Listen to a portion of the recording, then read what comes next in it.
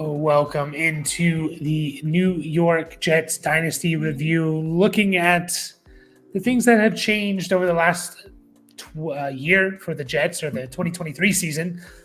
I don't think a whole lot, actually. I think this is going to be one of our easier ones to talk about. And it's funny because Jets were always pretty easy to talk about in the start-sit show and who to start, who to sit. For the most part, Brian, overall thoughts on the Jets? Obviously, sucks that Rodgers went down, on the third snap of the game or the season? Yeah. So I would say the words I'd use to describe this is just lost season, just a real big bummer. Like you said about Rodgers, and like the whole team was kind of, just like obviously, like we saw what their defense can do. Like if they would have had Rodgers, man, like who knows what would have happened. Like they would have been like a lot better, obviously, but I would say borderline really good, given the talent on the roster. So yeah, just kind of a bummer, but we're talking about next season. So yep, we are. Jets are in an interesting spot. Again, it's January 5th. So week 18 is still needs to happen. So lots can change with draft picks. Currently, they have the 8th pick. Theoretically, they could get as high as the 5th pick. That involves, 3 or 4 bad teams winning. And they could be as low, I think, just looking at it. Actually, I think they're pretty safe in terms of maybe they can fall to like the 9th or 10th pick. But they have a harder strength of schedule than a lot of the teams that are just behind them at 7 and 9. So I think they're pretty comfortably going to be a top 8-ish pick. And I don't think it matters a whole lot. I think this team goes offensive line just because they need an offensive line to protect Aaron Rodgers. It was just their offensive line is terrible. So I don't think it makes a whole lot of difference there. They have the 20th most cap space, so not necessarily a whole lot of cap space, and that's without knowing who they can cut and stuff. I'm sure they can cut some guys to build that up. Robert Saleh is coming back, the head coach. They already said that. No huge free agents in terms of fantasy guys. I mean, Randall Cobb is the only big name of note. So this team's going to basically stay the same, not going to change too much. Aaron Rodgers should be back. Thinking about he was going to come back, which I don't know why at the end of this year. But I don't know anything on Aaron Rodgers. I don't know if there's a whole lot to talk about with him. Like, I don't know if you can buy a dip on him at this point because people are holding out. No, honestly, I had a hard time. Like even during the season, I even tried to buy him for a 2nd round pick on a rebuilding team during the season, early in the season, because it was like, hey, like, let me get him for next year, obviously he's an expiring asset given his age and everything, but he's going to play next year. And, he's going to have some good offensive weapons, not like a deep set of offensive weapons, but we know how Rodgers plays and stuff. Like he's basically got his Aaron Jones and Breece Hall. I'm talking about prime time or prime Aaron Jones, and he's got his Devontae Adams and Garrett Wilson. It's like that's all he really needs, and he's got a decent tight end with Conklin and all the other guys. They'll be somewhat relevant, not fantasy relevant, but relevant to the team. So yeah, I think if you could acquire Rodgers, which I don't know who's selling him at this point, like you kind of already held him all through the or through the actual season. So yeah, I think even though there's not much to say, I just said a whole bunch. So there you go. Yeah. Yep. He's just going to be a solid QB2 next year. So Zach Wilson, I think they're moving on from him. There was a report about a month ago that they're going to mutually part ways. They're going to try and trade him. Hard to talk about him when we don't know where he's going to go. I'd still throw a late 3rd at him, in a super flex league just to pick up. I still think he's going to get another chance, and who knows what that means. Like if he gets into the right system, don't think he's very good, but I'm still fine with like either holding on to him or just throwing a late third and again seeing what happens in Superflex leagues. Anything on Zach Wilson? Are you any excitement at all, or he's just pretty? No, definitely no excitement.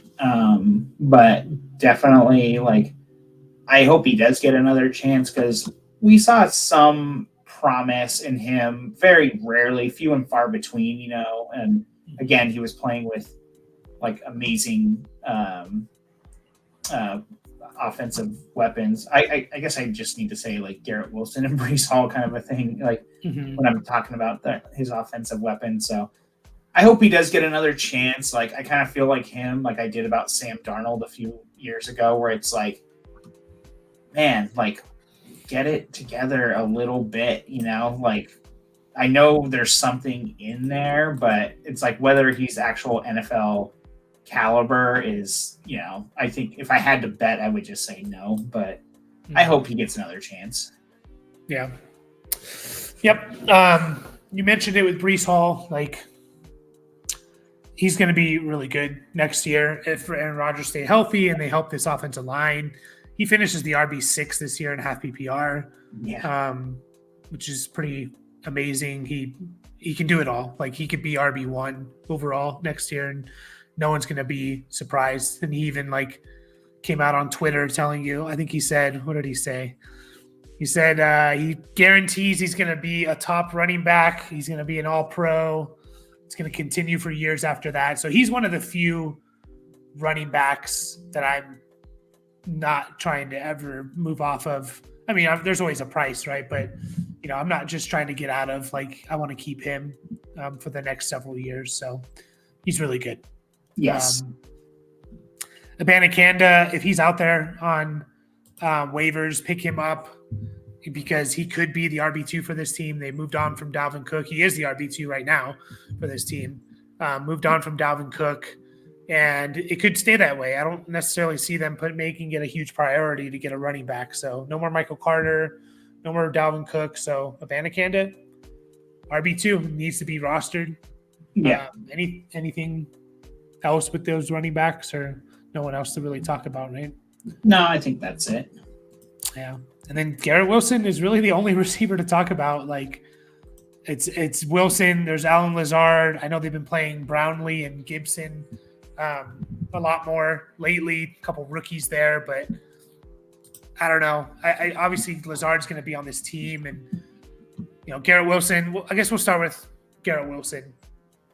Still, I don't think he lost that much value, despite not having the season we all thought he was going to. He's still wide receiver 6, so maybe he lost a spot or two, but he's basically going to do what he did last year, which is kind of crazy to think about. He's less than 100 yards away from last year. He already has 10 more catches, and he has 1 less touchdown. So what's your overall thoughts about Garrett Wilson?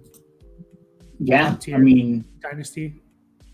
Yeah, I mean, when you drafted him in our rookie draft last year, you got him like towards the end of the first round, I think. And it was just kind of like everyone was afraid of him because he was going to the Jets and stuff. And then it was like, well, look what he did his rookie year. He was really good with subpar quarterback play.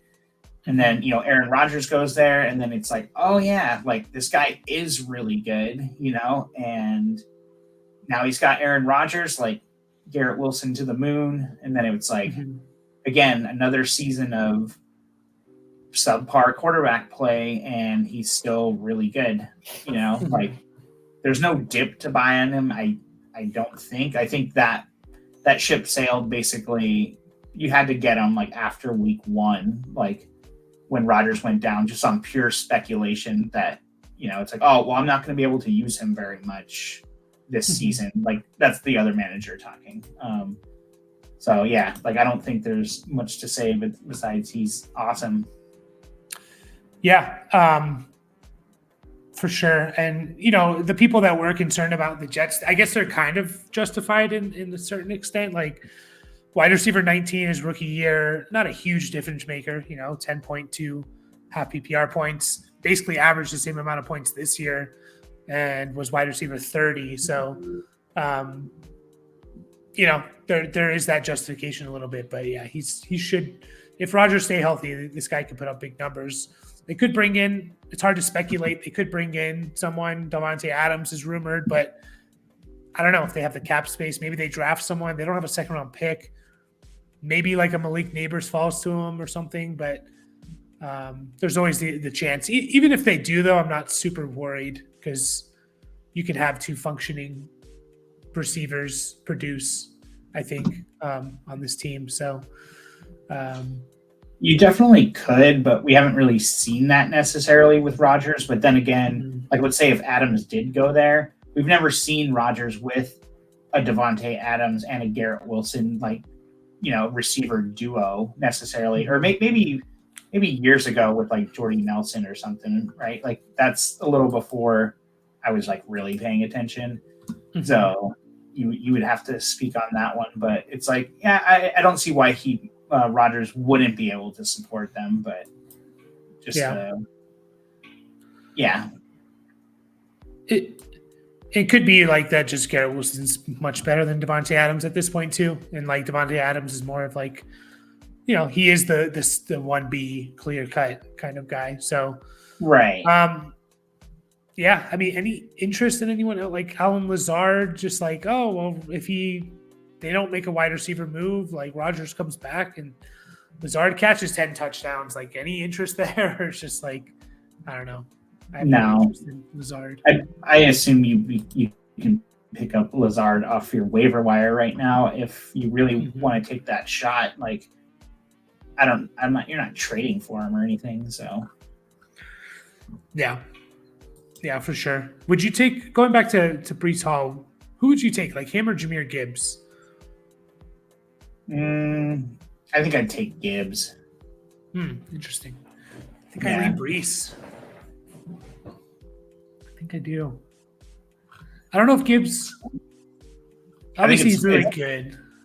It's probably more recency bias than anything, but I just feel like Detroit's gonna be like, if they keep playing like they have been, I just don't see any reason why. I know he is going to be kind of behind Montgomery in terms of like rushing.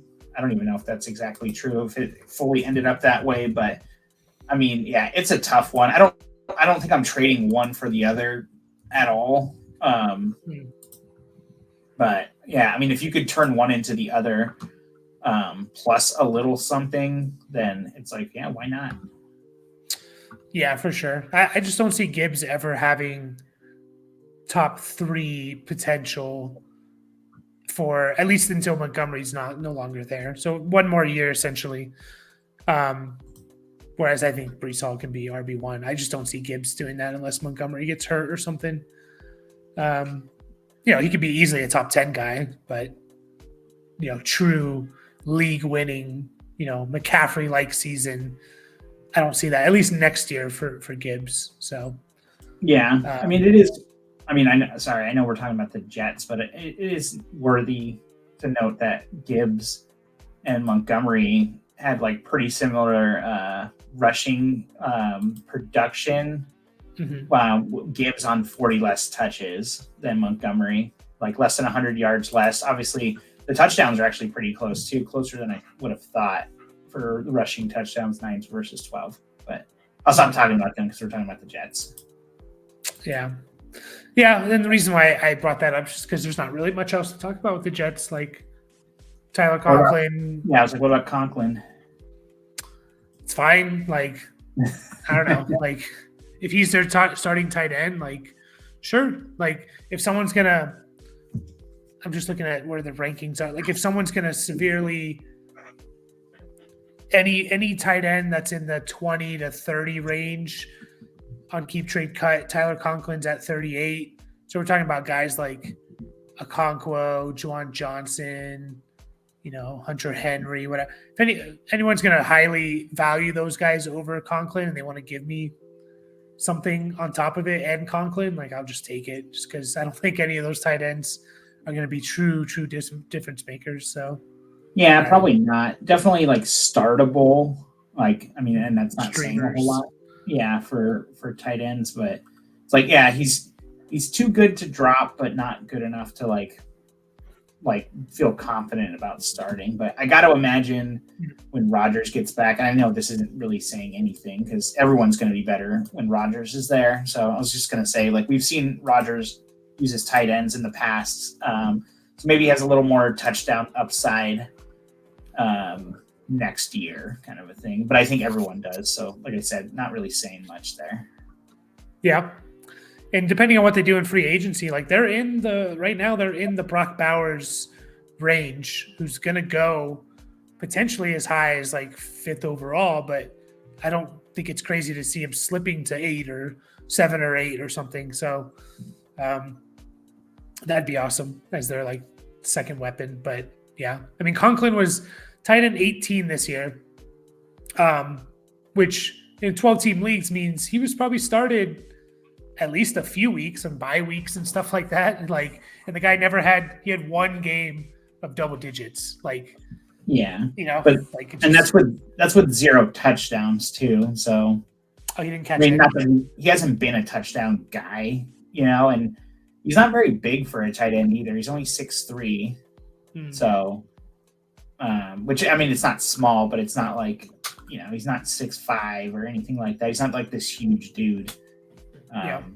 So I don't know. Yeah.